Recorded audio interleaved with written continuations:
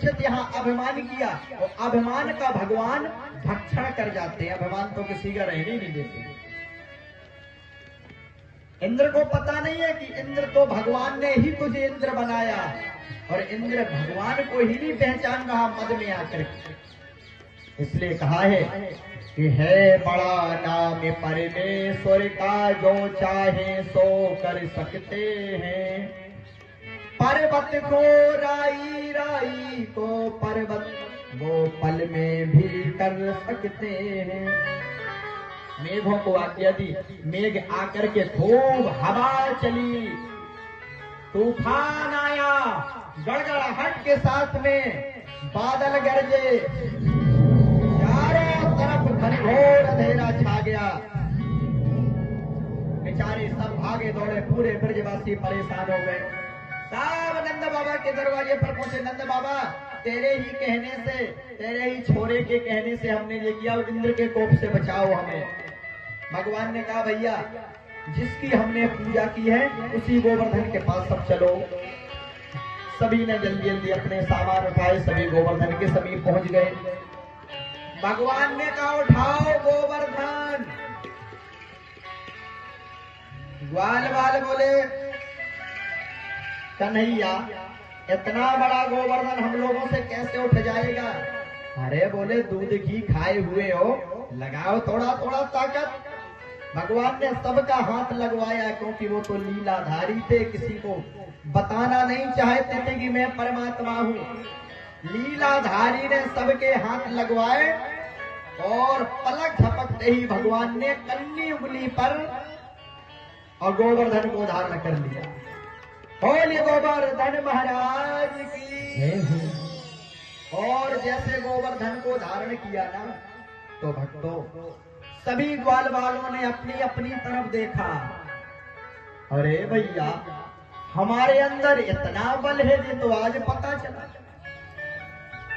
कोई भी अपने आप को किसी से कम नहीं समझता। सबको लगता, देखो तो हम लोग कितने बलशाली थे, आज हमको अपना पूरा बल पता चला। इतने में खूब हवा आंधी आए। कुछ दिन बीता, ग्वाल वालों ने कहा, कन्हैया तू अब भोजन कर ले। भगवान बोले, अगर मैंने भोजन किया ना तो तुम सब दब जाओगे। सब ग्वाल वाले बोले, अरे कन्हैया गए तू ही अकेलो पक, इस पर्वत को साधे क्या? ये हमारे लाठी डंडा सब बेकार है हमारे कंधे। भगवान ने थोड़ी सी उंगली खिसकाई, सो कहते हैं सब चटाचट सबके डंडा है गए। अरे कन्हैया बचा, नहीं तो थोड़ी देर में कंधे भी चटाचट है जाए। भगवान ने फिर सीधा किया। बोले, कन्हैया एक बात बता, तेरे पास इतना बल आया कहां से? बोले, एक मैंने देवता की पूजा करी, बाई ने स्वप्न में मुझसे कहा कि जिसके तरफ तू देखेगा उन सब का बल तुझ में आ जाएगा। दूसरा ग्वाला बोला, तभी तो मैं देख रहा हूं कन्हैया कि मैं अब दिन पे दिन पतलो काहे जा रहा हूं। तो माखन चुराते चुराते अब लोगों का बल भी खींचने लगा, और तूने हम सबको बल खींच करके बोले, कछु माखन को बल बढ़ो, कछु गोपिल करी सहाय, और तुम सबन की कृपा से मेरे गोवर्धन लियो उठाए। भैया तुम सब लोगों के बल से तो मैंने गोवर्धन उठाया है, ये तुम लोगों की ही मेहनत है। भगवान अपना हमेशा भक्त को श्रेय देते हैं।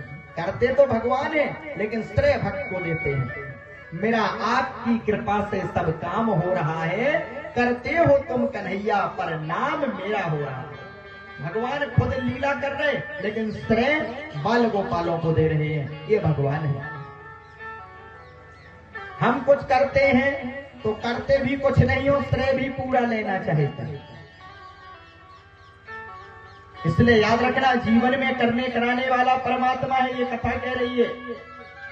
ग्वालों ने कुछ नहीं किया, लेकिन श्रेय पूरा भगवान ग्वालों को ही दे रहे हैं।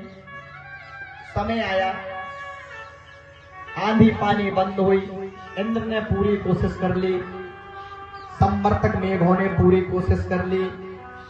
जाकर के देखा, गणों ने बताया, भैया इतना हमने पानी महाराज बरसाया, लेकिन ब्रज में तो कहीं पानी नहीं दिख रहा, किसी के घर मकान टूटे नहीं दिख रहे, सब जहां के तहां सब सही है। इंद्र ने कहा मेघो और जाकर के बरसाओ। बोले महाराज पूरा टैंक खाली हो गए, पानी नहीं बचा, अब कहां से बरसाएं।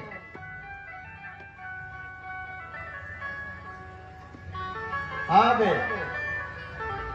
इंद्र समझ गया कि गड़बड़ है, ये लग रहा कि कोई ना कोई अवतारी है ये बालक। राजा परीक्षित कहते हैं, सुखदेव बाबा कहते हैं, राजा परीक्षित जब पूरी आदमी ताकत लगा लेता है, जब उसके सारे दाव पेंच फेल हो जाते हैं, तब परमात्मा याद आता है। अब जिसने जब पूरी ताकत लगा दी, इसका घमंड चूर हुआ, अब इसको समझ में आया कि मुझे जाकर के खुद देखना चाहिए। सब ग्वाल वाले अपने घर आ गए थे, अपने अपने घरों जाकर के भगवान की इंद्र ने कहते हैं कामधेनु गाय से अभिषेक किया और जाकर के चरणों में गिर गया। प्रभु क्षमा कर दो, मैंने पहचान नहीं पाया। नमस्तुभ्यं भगवते पुरुषाय महात्मने वासुदेवाय कृष्णाय सात्वतां पते नमः। कृष्ण कृष्णे महायोगेन विश्वात्मा विश्व संभवः भवता लोकनाथेन सनाथा वयम अच्युतः।